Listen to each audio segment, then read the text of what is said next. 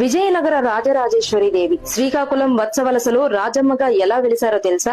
విజయనగర సామ్రాజ్యాన్ని పరిపాలించిన రాజుల్లో చివరివాడైన పూసపాటి విజయరామరాజు గారికి ఒక రాత్రి కలలో అమ్మవారు బాలిక రూపంలో కనిపించి, త్వరలో మీ సామ్రాజ్యాన్ని యుద్ధంలో కోల్పోతారు, జాగ్రత్త అని హెచ్చరించింది.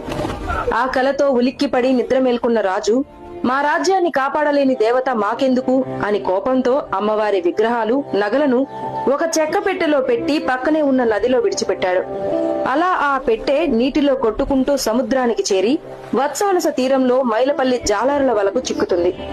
పెట్టె నుంచి ఒక చిన్న బాలిక గొంతుతో, నేను ఒక శక్తిని, మీరు నన్ను కొలుస్తామంటేనే ఈ పెట్టెను తెరవండి, లేకుంటే నన్ను అలాగే సముద్రంలో వదిలేయండి అని చెబుతుంది.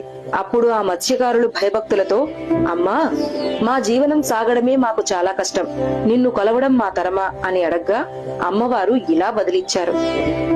ముందు మీరు ఈ పెట్టెను తెరిచి నన్ను మీ ఇంటికి చేర్చండి.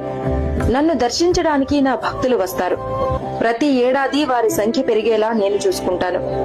మీరు నన్ను నిశ్చింతగా కొలవండి, మిమ్మల్ని చల్లగా చూస్తాను.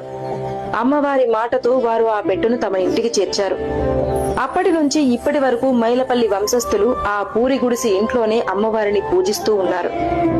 అమాయకులైన ఆ మత్స్యకారులు శ్రీ రాజరాజేశ్వరి దేవి అని పలకలేక ప్రేమగా రాజమ్మ, రాజులమ్మ అని పిలుచుకుంటారు. ఇప్పటికీ 10 తరాల నుంచి అమ్మవారిని కొలుచుకుంటున్నారు. వచ్చిన భక్తుల కోర్కెలు తీరుస్తూ కొంగు బంగారమై ప్రతి ఏడాది తన భక్తులను పెంచుకుంటూ వస్తోంది.